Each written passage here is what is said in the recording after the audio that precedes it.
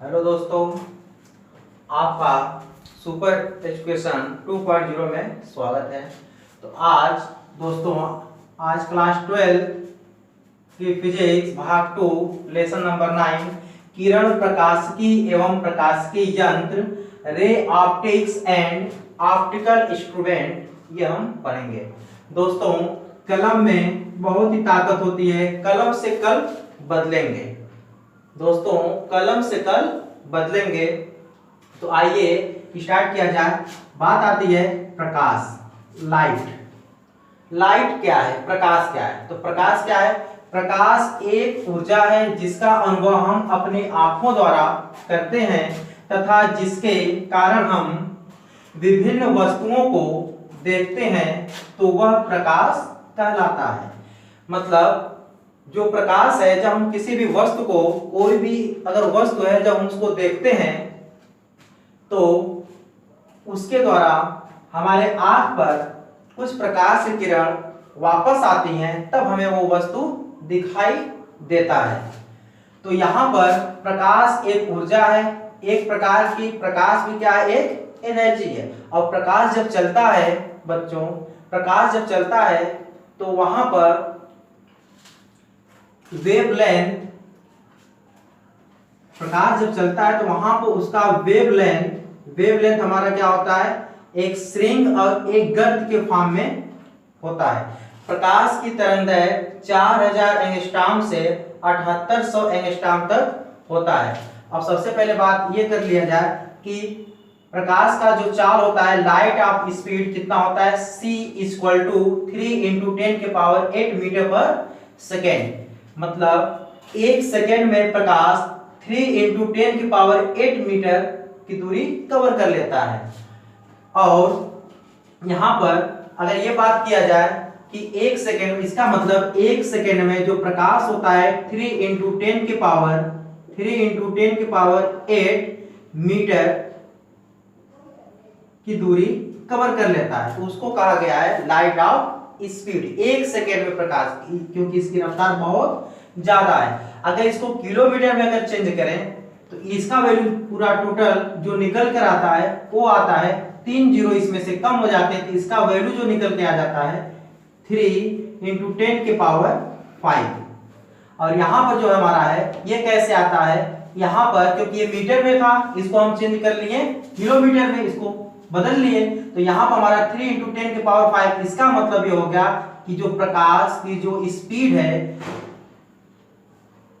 3 lakh kilometre पर second की उसकी रफ्तार हो जाती है। अगर ये देखा जाए दोस्तों, तो ये कहा जाए एक सिंपल तरीके में कि एक सेकेंड में जो प्रकाश होता है 3 लाख किलोमीटर दूरी क्या करता है, तय करता है। और ये अपने आप में बहुत बड़ी दूरी है, ये बहुत बड़ी दूरी है। अगर देखा जाए तो यहाँ से मुंबई अगर देखा जाए तो 1500 किलोमीटर है। 1500 किलोमीटर बहुत होगा, 1600 किलोमीटर होगा। और यहाँ देखो, हमको मुंबई जाने में बहुत ज्यादा समय लग जाता है, कई घंटे का सफर करना पड़ जाता है, जबकि यहाँ पर प्रकाश को एक सेकेंड 3 लाख किलोमीटर हम लोग कई बार आएंगे जाएंगे, कई बार हम लोग आकर जा सकते हैं एक सेकेंड में।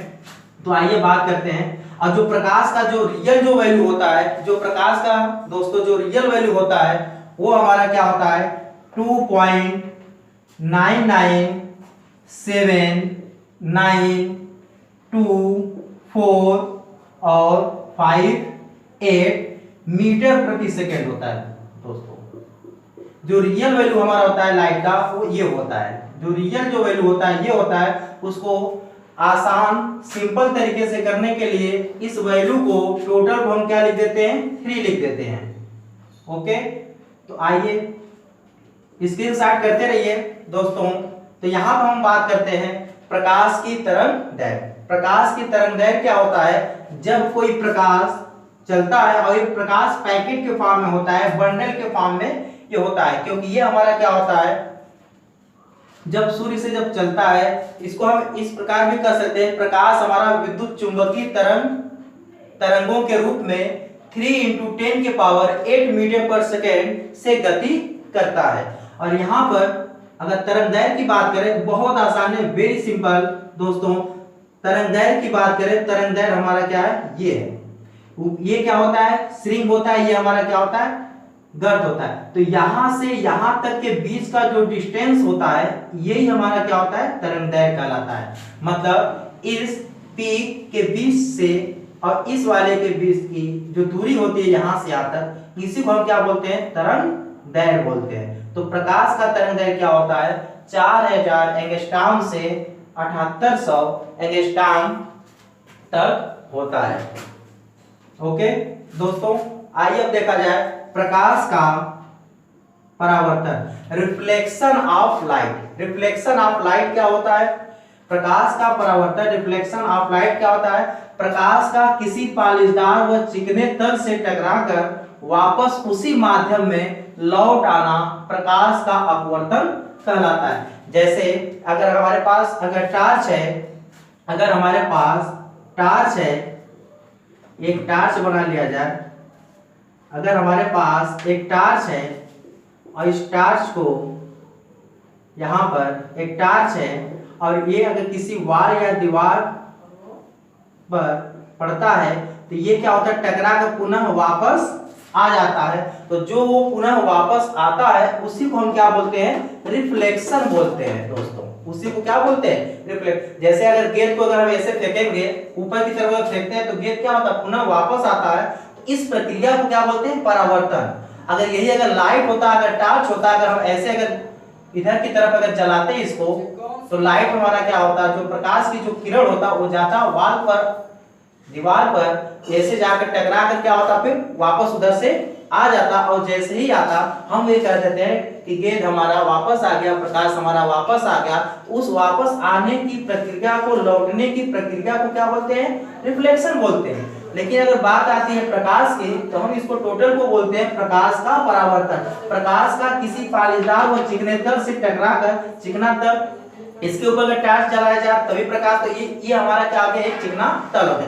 या हमारे पास एक दर्पण भी हो सकता है, तो यहाँ पर दर्पण बनाया गया, ये हमारा क्या एक दर्पण है। तो यहाँ से लाइट आती है, उसी माध्यम भी वापस उड़ जाती है। तो ये हमारा क्या हो गया, उसी माध्यम में लौट आना प्रकाश का परावर्तन कहलाता है। तो आइए अब परावर्तक तल देखा जाए। परावर्तक तल क्या होता है, परावर्तक तल हमारा क्या होता है, ये देखा जाए। प्रकाश दूसरे माध्यम के जिस समतल पृष्ठ से टकराकर परावर्तित होता है तो उसे परावर्तक तल कहते हैं।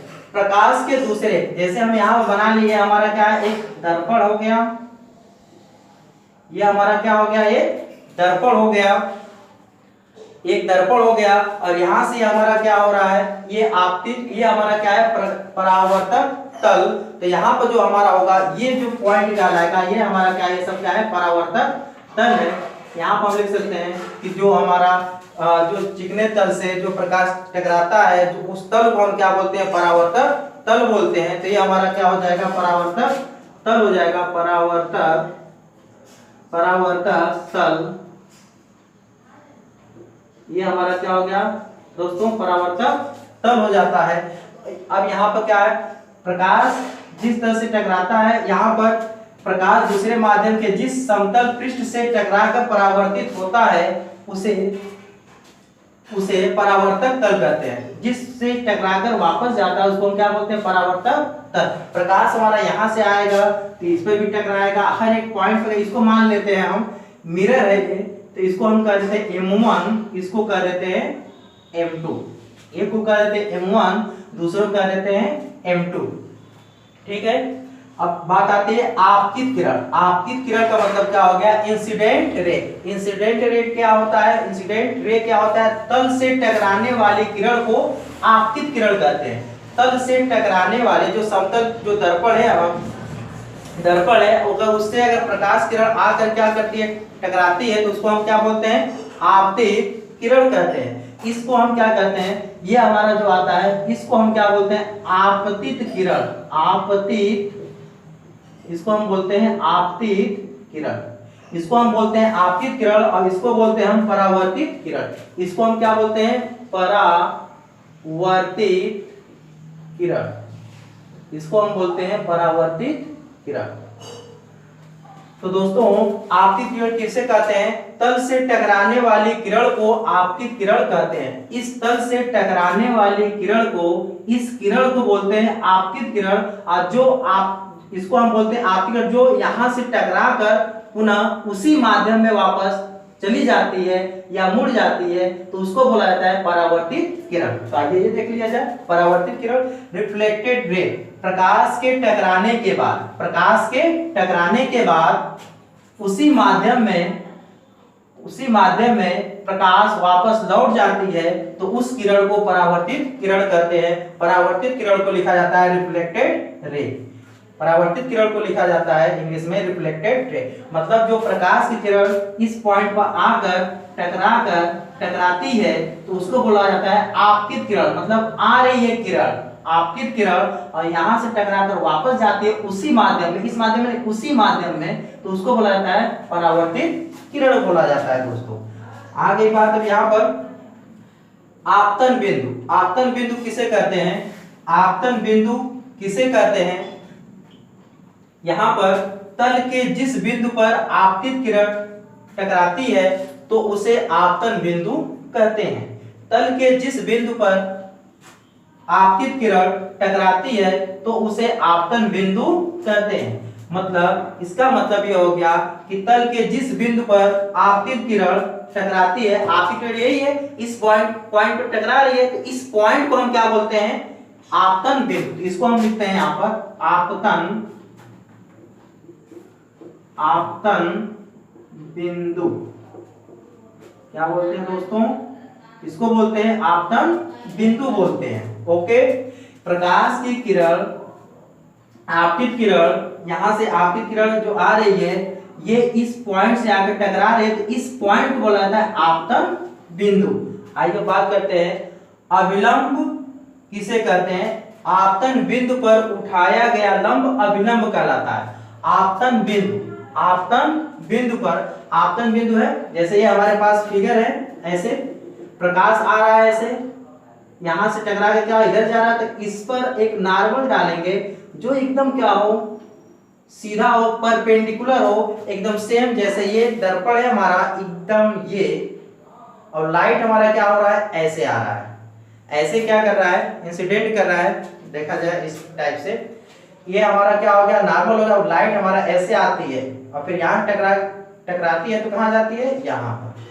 तो इसको बोलते हैं आपतित किरण, इसको बोलते हैं परावर्तित किरण, और जो ये पॉइंट होता है इसको बोलते हैं आपतन बिंदु। इसको बोलते हैं हम क्या बोलते हैं, इसको बोलते हैं आपतन बिंदु यहाँ पर, और इसको बोलते हैं परावर्तक तल। ये हमारा क्या है, दर्पण है।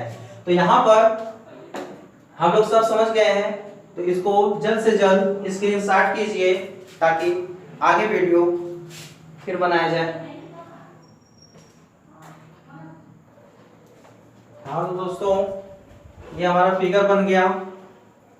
अब यहाँ पर हम बात करते हैं आपतन कोण, angle of incidence, angle of incidence. तो एंगल ऑफ इंसिडेंस क्या होता है, आपतन कोण क्या होता है? प्रकाश की किरण, मतलब आपतित किरण और अभिलंब के बीच बने कोण को हम क्या बोलते हैं, आपतन कोण कहते हैं। आपतित किरण, तो यहां पर हम लिख सकते हैं आपतित किरण, आपतित किरण, आपतित किरण और अभिलंब, आपतित किरण और अभिलंब के बीच बने कोण को, तो परावर्तन कोण किसे कहते हैं? अभिलंब तथा परावर्तित किरण के बीच बने कोण को परावर्तन कोण कहते हैं। तो दोस्तों बहुत आसान है, वेरी सिंपल। अभिलंब तथा परावर्तित किरण के बीच जो एंगल जो बनता है उसको हम क्या बोलते हैं, परावर्तन कोण कहते हैं। और इसे तो आई से लिखा जाता है, और इसे आपतन कोण को आई से, जबकि इसको किससे लिखा जाता है, आर से प्रदर्शित किया जाता है। इस कोण को हम किससे लिखते हैं, आर से प्रदर्शित करते हैं। तो आज के लिए बस इतना ही, आज के लिए बस इतना ही। अब इसके बाद